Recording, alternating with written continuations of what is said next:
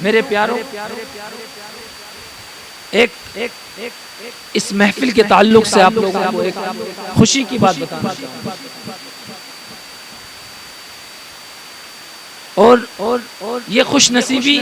ہماری کس وجہ سے ہے کہ نہ جانے اس محفل میں آنے والا کوئی شخص اور آقا علیہ السلام کی بارگاہ میں درود و سلام پڑھنے والا شخص، نہ مجھے پتا ہے کہ میرا درود آقا علیہ السلام کی بارگاہ میں قبول ہوتا ہے یا نہیں ہوتا، ان کا درود پاک قبول ہوتا ہے کہ نہیں ہوتا ہے، ان کا قبول ہوتا ہے کہ نہیں ہوتا ہے۔ ہماری ماں بہنیں آتی ہیں، نہ جانے کس کا درود پاک اللہ کے رسول کی بارگاہ میں مقبول ہوتا ہے۔ ہمارے ایک بھائی ابھی چند روز قبل میرے پاس ملاقات کے لیے آئے اور بتانے لگے کہ ایک روحانی مخلوق سے میری بات ہوئی، تو میں نے اس سے بہت سارے لوگوں کے بارے میں گفتگو کی، معلومات کی کہ فلاں شخص کیسا ہے، فلاں شخص کیسا ہے، اس کے ساتھ کیا معاملہ ہے، اس کے ساتھ کیا معاملہ ہے۔ انہوں نے کہا کہ میں نے آپ کے بارے میں پوچھا، پھر میں نے آپ کے گھر کے بارے میں پوچھا، تو وہ شخص کہنے لگا کہ میں اس گھر کی مثال نہیں دے سکتا، یہ سمجھو کہ جیسے الحمدللہ اللہ رب العزت کا فضل ہے، یہ ہمارے اور تمہارے کرنے سے نہیں ہے، یہ صرف اور صرف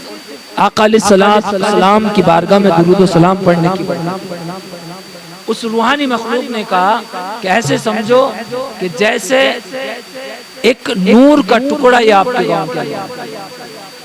تو یہ نور آ کہاں سے رہا ہے؟ یہ نور اور صرف جو آ رہا ہے میرے عزیزوں، میرے پیاروں، یہ درود پاک کی برکت ہے، یہ صرف درود پاک کی برکت ہے۔ اور نہ جانے اللہ آقا علیہ السلام ہم میں سے کس کا درود پاک قبول فرما لیتے ہیں۔ کوئی شخص ایسا ہے کہ جو جی لگا کر، دل لگا کر آقا علیہ السلام کی بارگاہ میں درود و سلام پڑھتا ہے،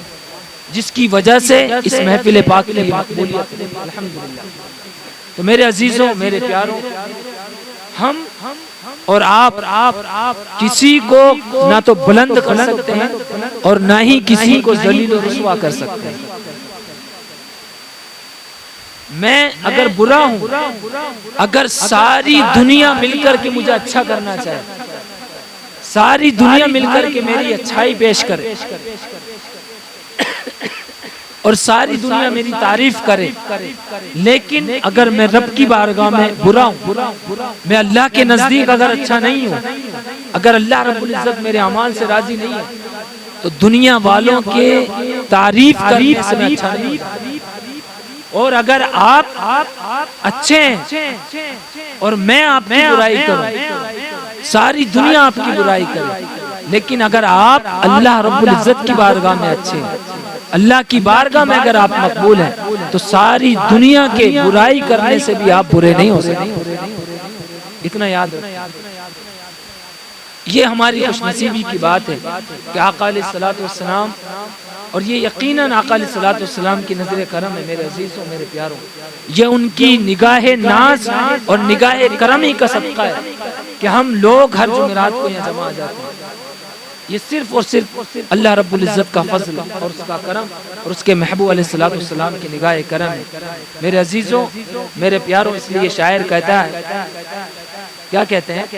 کہ سرکار کی محفل کو، محبوب کی محفل کو محبوب سجاتے، محبوب کی محفل کو محبوب سجاتے ہیں، آتے ہیں وہی جن کو سرکار بلاتے ہیں، آتے ہیں وہی جن کو سرکار بلاتے ہیں، اور وہ لوگ خدا شاہد ہے قسمت کے سکندر ہیں، وہ لوگ خدا شاہد ہے قسمت کے سکندر ہیں، جو سرور عالم کا میلاد مناتے ہیں، جو سرور عالم کا میلاد مناتے ہیں،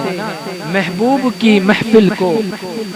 محبوب سجاتے ہیں، آتے ہیں وہی جن کو سرکار بلاتے ہیں۔ میرے عزیزوں،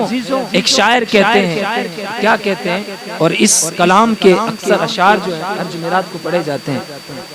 تو شاعر کہتے ہیں کہ ہر درد کی دوا ہے صلی علی، ہر درد کی دوا ہے صلی علی محمد، ارے تعویذ ہر بلا ہے صلی علی محمد.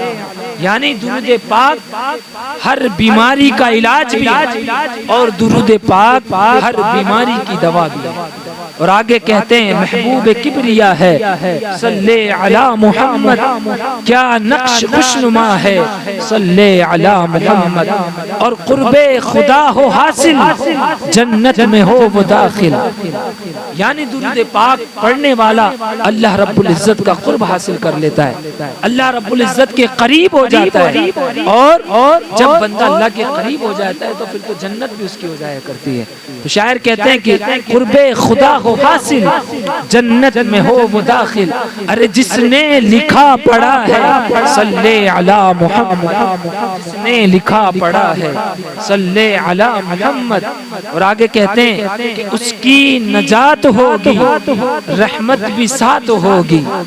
اس کی نجات ہوگی رحمت بھی ساتھ ہوگی. ارے جو پڑھ کے مر گیا ہے صلی علی محمد، جو پڑھ کے مر گیا ہے صلی علی محمد، ہر درد کی دوا ہے صلی علی محمد،